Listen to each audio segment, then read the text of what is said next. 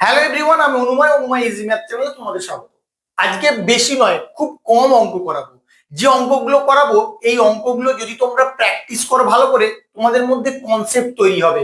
কারণ এই টাইপের অঙ্কগুলো করতে গেলে যে কনসেপ্টের দরকার, সেই কনসেপ্টটাই অনেকের মধ্যে গ্রো হয় না। সেই কনসেপ্ট গ্রো করার জন্য আজকে তোমাকে আমার ভিডিওটা দেখতে হবে। তাহলে আসো দেখে নেই কি আছে প্রথম অঙ্কটায়।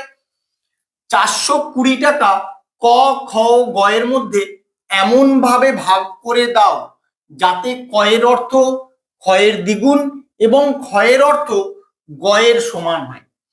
এই অঙ্কগুলোকে আমি কিন্তু এক্স ধরে করব। এবার কোনটা এক্স ধরবো, অনেকের কি সমস্যাটা হয়, কি বলেছে ভালো করে লক্ষ্য করো। কয়ের অর্থ ক্ষয়ের দ্বিগুণ, ক্ষয়ের অর্থ ক্ষয়ের দ্বিগুণ, তাহলে কি আমি ক্ষয়ের অর্থ সমান আমি এক্স ধরে নেব। ভালো করে খেয়াল রাখো, কয়ের অর্থ ক্ষয়ের দ্বিগুণ মানে তাহলে ক সমান কি হবে, তাহলে কয়ের অর্থ কি হবে, খ এর দ্বিগুণ। কি বলেছে, খ এর দ্বিগুণ। এবার দ্বিগুণ মানে কত, 2 দিয়ে গুণ। আমি এক্স ধরে নিয়েছি ক্ষয়ের অর্থ, আর এর মানে কি, এর মানে হচ্ছে গুণ, আর দ্বিগুণ মানে 2 দিয়ে গুণ। তাহলে এটা হবে কয়ের অর্থ 2x। এবার গয়ের অর্থ কি বলেছে দেখো, ক্ষয়ের অর্থ গয়ের অর্থ সমান, আর ক্ষয়ের অর্থ তুমি কি ধরেছিলে, এক্স ধরেছিলে, তাহলে গয়ের অর্থ তোমার হয়ে যাবে এক্স। ব্যাস এইটুকু যদি তুমি ডিরাইভ করে নিতে পারো, তারপরে তো অঙ্কটা খুব ইজি হয়ে যাবে। তোমার মোট কত টাকা বলেছিল দেখো, 420 টাকা। তুমি তিনজনকে ভাগ করেছো, ক, খ আর গ। তিনজনের টাকা তুমি পেয়ে গেছো এক্স এর ফর্মে, তাহলে এই তিনটে টাকার যোগফল হবে তোমার 420। এটাই হচ্ছে তোমার শর্ত। তাহলে কি লিখবে, 2x যোগ এক্স যোগ এক্স সমান 420। এবার 2, 1 আর 1 এদের আগে কিছু নেই মানে 1 আছে, 2 আর 1 3 আর 1 4, তাহলে 4x সমান 420। 4টা এক্স এর সঙ্গে গুণ আকারে আছে, ওদিকে গেলে ভাগ হয়ে যাবে। তাহলে এক্স এর মানটা কি হবে, 420 কে তুমি 4 দিয়ে ভাগ করবে, 4 1 4, 0 4 5 20। তাহলে এক্স এর মান তুমি পেয়ে গেলে 105।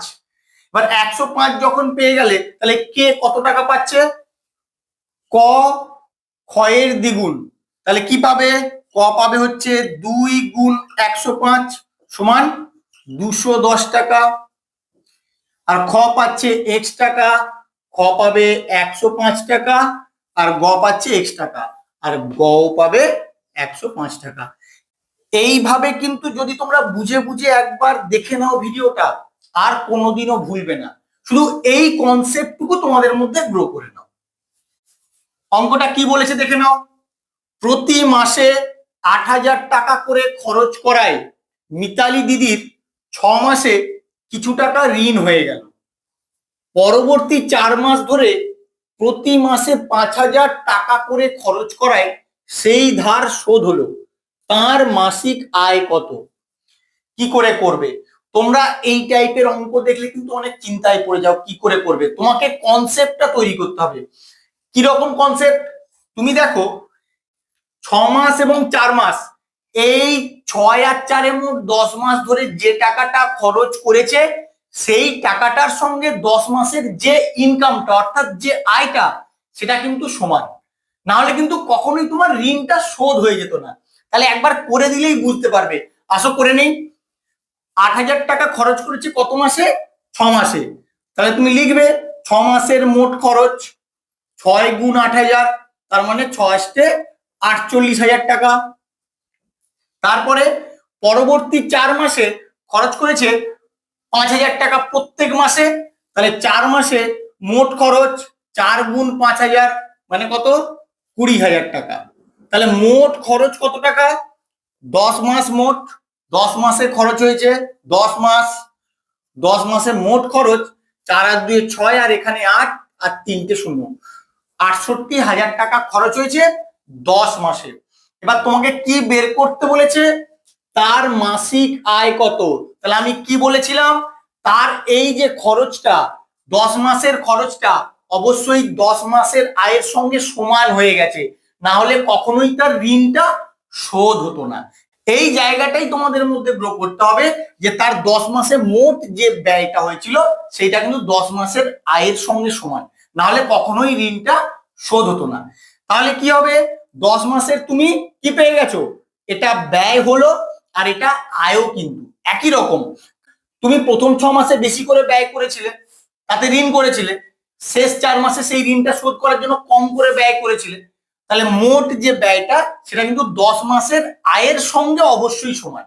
তাহলে 1 মাসের আয় কি করে বের করবে, এটাকে 10 দিয়ে ভাগ করে দেবে, তাহলেই তোমার বেরিয়ে যাবে মাসিক আয় 6,800 টাকা। এইভাবেই কিন্তু অঙ্কটা করতে হবে।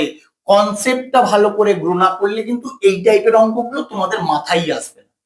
কি বলেছে অঙ্কটা দেখে নাও। একজন ব্যবসায়ী হাঁস ও মুরগি মিলিয়ে মোট 4,000 টাকার পাখি কিনলেন। প্রতিটি মুরগির দাম 160 টাকা। দুটি মুরগির দামে একটি হাঁস পাওয়া যায়। যদি তিনি 5টি হাঁস কিনে থাকেন তবে তিনি কতগুলি মুরগি কিনেছিলেন। তাহলে তোমাকে মুরগির সংখ্যা বের করতে হবে। আর কি কন্ডিশন বলে দিয়েছে, একটা মুরগির দাম বলে দিয়েছে, আর বলেছে দুটি মুরগির দামে একটি হাঁস। তাহলে আগে একটা হাঁসের দাম তুমি বের করে ফেলো। একটা মুরগির দাম দেওয়া আছে কত টাকা, 160 টাকা। তাহলে একটা হাঁসের দাম কি হবে, হাঁসের দাম হবে 160-কে 2 দিয়ে গুণ করে দিলেই বেরিয়ে যাবে, কারণ বলে দিয়েছে দুটি মুরগির দামে একটি হাঁস। তাহলে কত টাকা, 16 দুগুণে 32, 320 টাকা। কতগুলো হাঁস কিনেছে, তিনি 5টি হাঁস কিনেছেন। তাহলে একে যদি 5 দিয়ে গুণ করে দাও তাহলে হাঁসের জন্য কত টাকা লেগেছে সেটা তোমার বেরিয়ে যাবে। গুণ করো, 5 শূন্য 0, 5 দুগুণে 10, 0 হাতে 1, 5 3 15 আর 1 16। তাহলে হাঁস কিনতে মোট 1,600 টাকা লেগেছে। আর কত টাকার পাখি কিনেছেন, দেখো তোমার এখানে বলা আছে 4,000 টাকার পাখি কিনেছেন, তার মধ্যে হাঁস কিনেছেন 1600 টাকার।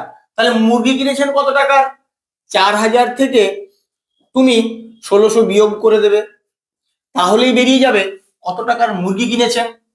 বিয়োগ করো, 0 0, 6 আর 4 10, 1 আর 2 3। তাহলে 2400 টাকার তিনি মুরগি কিনেছেন। একটা মুরগির দাম কত, একটা মুরগির দাম 160 টাকা। তাহলে 2400 টাকায় কতগুলো মুরগি পাওয়া যাবে, 2400-কে তুমি 160 দিয়ে ভাগ করবে, ভাগ করে দিলেই বেরিয়ে যাবে কতগুলো মুরগি কিনেছিলেন। 0 আর 0 কেটে দেবে, এরপরে 16 দিয়ে ডাইরেক্ট ভাগ করে দাও, 16 দিয়ে 16 1 কে 16, 80, 16 5 80। তাহলে তিনি 15টি মুরগি কিনেছিলেন। এইভাবে করবে, তাহলে দেখবে খুব সহজেই কিন্তু তোমরা সলভ করতে পারবে। আমার ভিডিওটা কেমন লাগলো তোমরা অবশ্যই কমেন্ট করে জানিও, বন্ধুদের সঙ্গে বেশি বেশি করে শেয়ার করবে। আর এরকম বিভিন্ন ম্যাথের লজিক শেখার জন্য, বিভিন্ন ট্রিক শেখার জন্য এবং ম্যাথের কনসেপ্ট গ্রো করার জন্য অবশ্যই আমার চ্যানেলটাকে তোমরা সাবস্ক্রাইব করবে। Thank you.